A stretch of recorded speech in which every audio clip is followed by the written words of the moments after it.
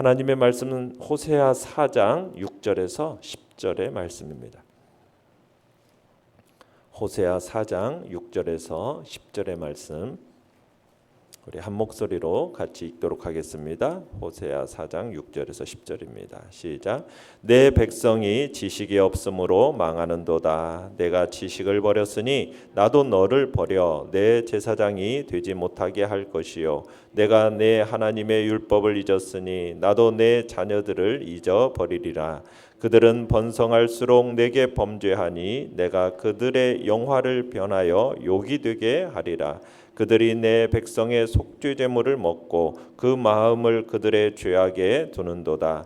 장차는 백성이나 제사장이나 동일함이라. 내가 그들의 행실대로 벌하며 그들의 행위대로 갚으리라. 그들이 먹어도 배부르지 아니하며 음행하여도 수요가 늘지 못하니 이는 여호와를 버리고 따르지 아니하였음이니라. 아멘. 오늘 말씀의 제목은 지식이 없어 망하는도다라는 제목으로 말씀을 나눕니다.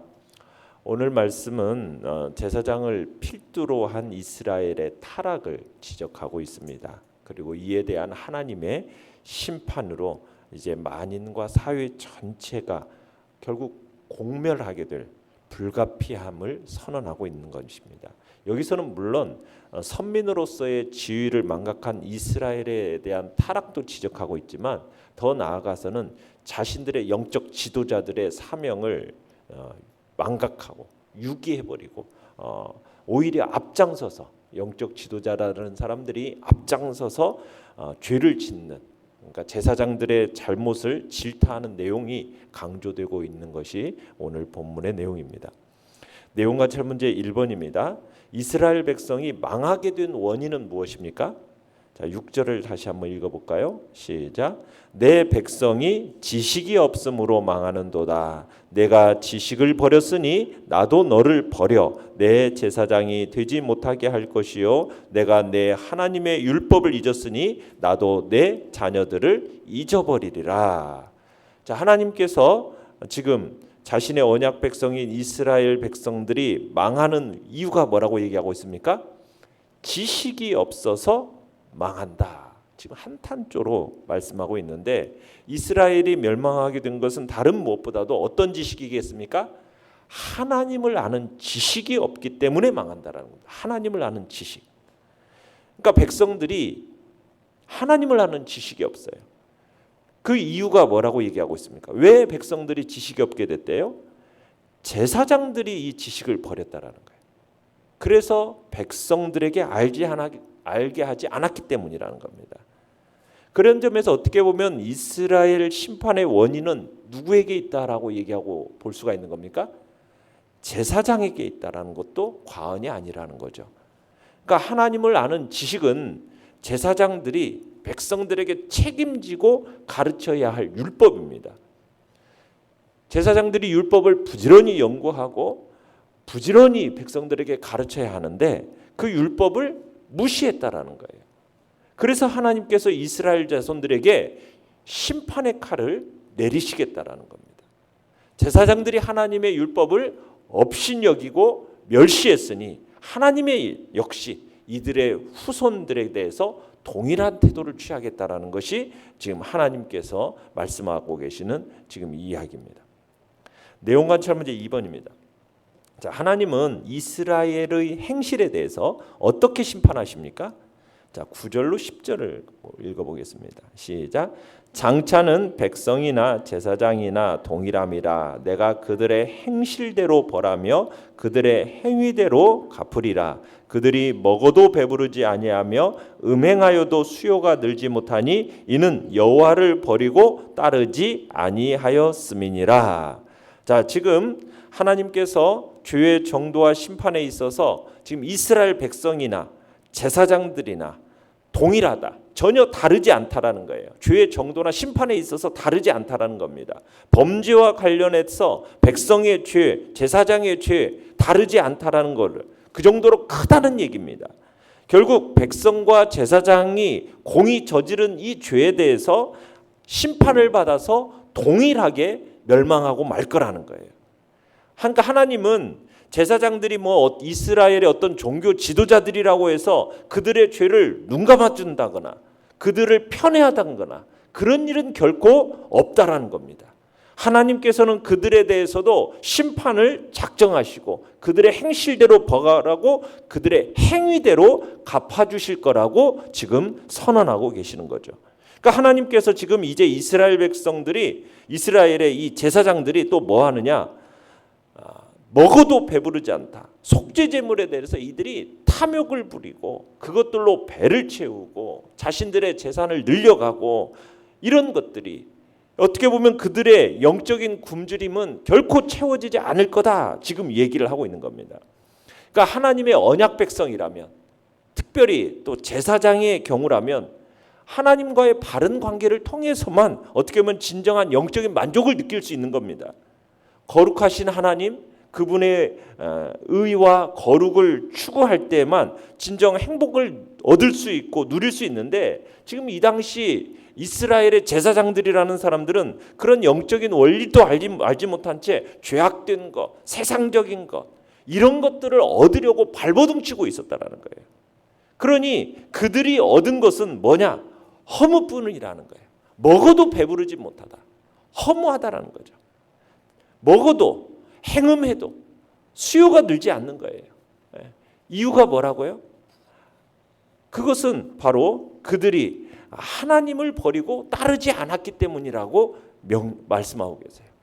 그러니까 제사장들이라면 항상 하나님께만 관심을 갖고 합당한 예배를 어떻게 드릴까, 그것에 대해서 관심을 가져야 마땅한데 그런 일은 헌식장처럼 내팽개치고 정말 그들에게 만복의 근원이 되시고 정말 그들의 만물의 주인이 되시는 하나님께서 축복을 내려주셔야 복을 받는 건데, 그런 하나님은 내팽개쳐 버리고 그냥 그들이 어떻게 하면 물질적으로 풍요로울까, 참으로 자신의 쾌락과 음행에 그 마음을 쏟으며 가니 하나님께서 그들을 축복하실 리가 있겠느냐는 거예요. 오히려 그들의 행하는 모든 일들이 다 열매 없는 무익한 일이 되어지고 결국에는 하나님의 심판의 자리에 있게 된다라고 지금 말씀하고 계시는 겁니다. 연구와 묵상 문제 3번입니다. 이스라엘 백성에게 지식이 없는 이유는 뭡니까? 이스라엘 백성들의 지금 하나님을 아는 지식이 없는 이유가 뭐겠습니까? 제사장들이 율법을 제대로 가르치지 않았기 때문이에요. 선지자들은 거짓 예언을 하는 겁니다. 그러니 하나님의 뜻에 대해서 제대로 알 수가 없는 거죠. 하나님과의 영적인 교제가 부재한 겁니다. 하나님과의 관계가 단절된 겁니다. 그러니 어떻게 하나님에 대한 지식을 알 수가 있겠어요? 또 이 백성들이 율법을 제대로 배우려고 하지도 않아요. 그러니 결국에는 하나님에 대한 지식이 없으면 죄악에 빠질 수밖에 없는 겁니다. 율법을 제대로 알지 못하니까 백성들이 뭐가 옳고 뭐가 그른지 판단할 수가 있겠어요? 판단이 어려운 거예요. 기준점이 없는데 무엇을 가지고 판단하겠습니까? 마땅히 율법을 가르쳐야 할 제사장들조차도 율법을 잊어버리니 백성들은 더더욱 율법을 잊고 범죄하고 하나님을 버리기까지 하는 거죠. 말씀이 없으면 결국 멸망의 길을 갈 수밖에 없는 것이라는 겁니다. 느낀 점은 4번입니다. 지식이 없으므로 번성할수록 더욱 죄를 범하는 이스라엘을 볼 때 무엇을 느낍니까? 참 번성할수록 더욱 죄를 범한다. 북이스라엘이 하나님께서 번성의 복을 주셨어요. 축복을 허락하셨어요. 그러면 그 축복의 기회를 뭘로 가져야 됩니까? 하나님 앞에서 정말 감사와 축복에 허락하신 하나님 앞에 우리의 모든 것들을 드려서 하나님 앞에 제 도약과 헌신의 기회로 삼아야 되는데 오히려 타락의 기회로 삼아버리는 거예요. 그러니 하나님 앞에서 이 모든 것들이 다 어떻게 되겠어요? 결국에는 심판의 자리로 갈 수밖에 없다는 거예요. 이러니 얼마나 안타깝습니까? 우리 7절 다시 한번 읽어볼까요? 7절. 그들은 번성할수록 내게 범죄하니 내가 그들의 영화를 변하여 욕이 되게 하리라. 번성할수록 그들이 누구겠습니까? 제사장들입니다. 지금 우리가 지금 보고 있는 것은 제사장들을 지금 책망하는 지금 이야기인데, 제사장들이 그들의 숫자가 그들의 권세가 더하면 더할수록 그에 비례해서 어때요? 여호와에 대해서 더 많은 범죄를 저지르더라는 거예요. 사실 여로보암 2세 때 이 치하에서는 이스라엘의 제사장들이 상류층의 상당한 지지를 받았습니다. 그러다 보니까 이 제사장들이 그런 종교적인 특권을 이용해 가지고 많은 재산을 축적할 수 있게 됐어요. 그리고 이 제사장이라는 직업이 오히려 지금 일반 백성들에게는 매력적인 직업으로 보였던 거예요.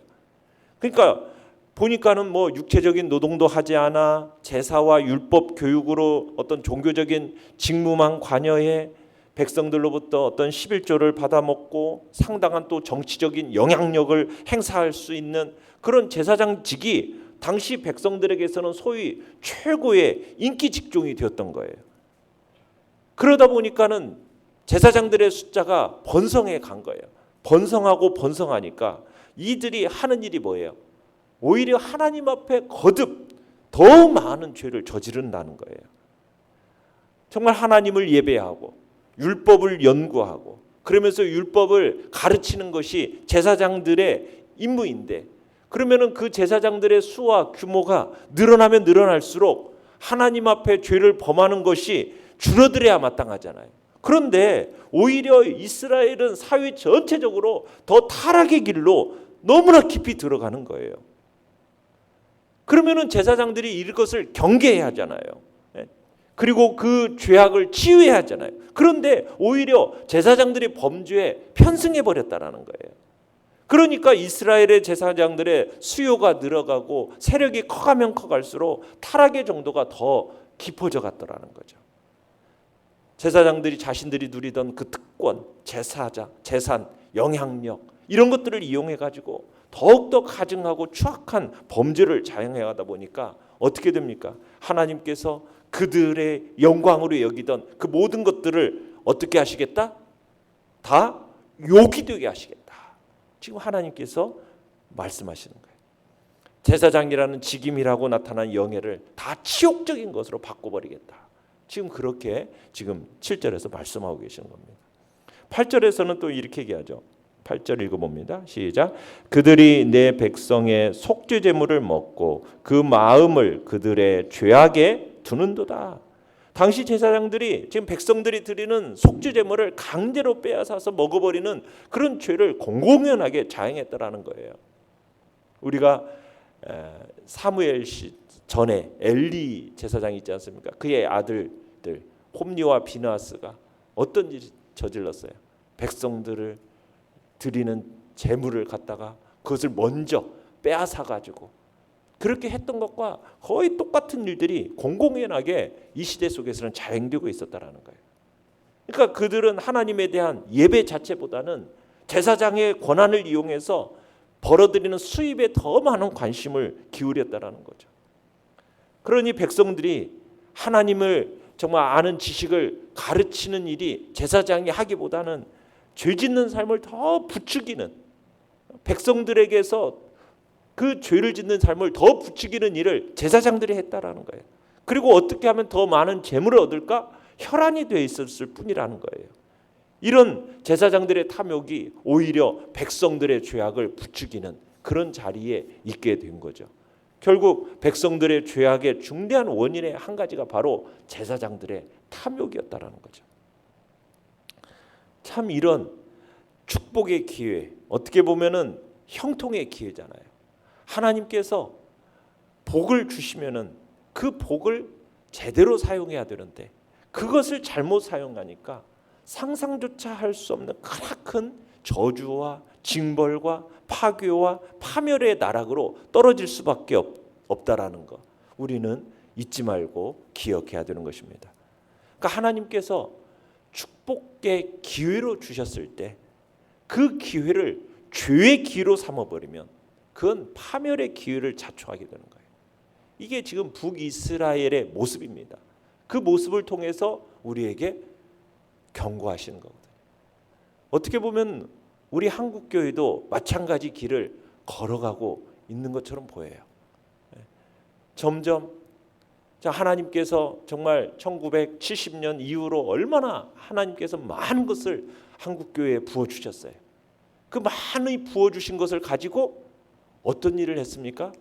참으로 때로는 선교로도 많은 일을 했지만 제사장들, 어떻게 보면 목사의 숫자가 엄청나게 늘어났어요. 그런데 그것을 가지고 탐욕스러움을 가지고 많은 이상한 목사들이 생겨나기 시작하면서 점점 더 한국교회는 이제는 어려움에 직면하게 되는 일들이 벌어지게 되었죠. 안타까운 일이에요. 축복의 기회를 잘 이용해서 하나님이 주신 그 축복들을 더욱 하나님의 영광을 드러낸 일에 사용해야 되는데 오히려 죄의 기회로 삼아서 결국 타락과 파멸로 가는 어리석은 자리에 있게 되는 참 안타까움이 우리 한국교회 안에서도 나타나게 되는 거죠. 그러다 보니 이제는 목회자의 수는 이제 점점 줄어드는 시대를 우리는 맞이하게 됐어요. 요즘에는 이제 신학교에서 신학생의 숫자가 이제는 점점 줄어들어요. 우리가 섬기는 합동신학대학원도 우리가 저희 다닐 때만 해도 한 80여 명 있었거든요.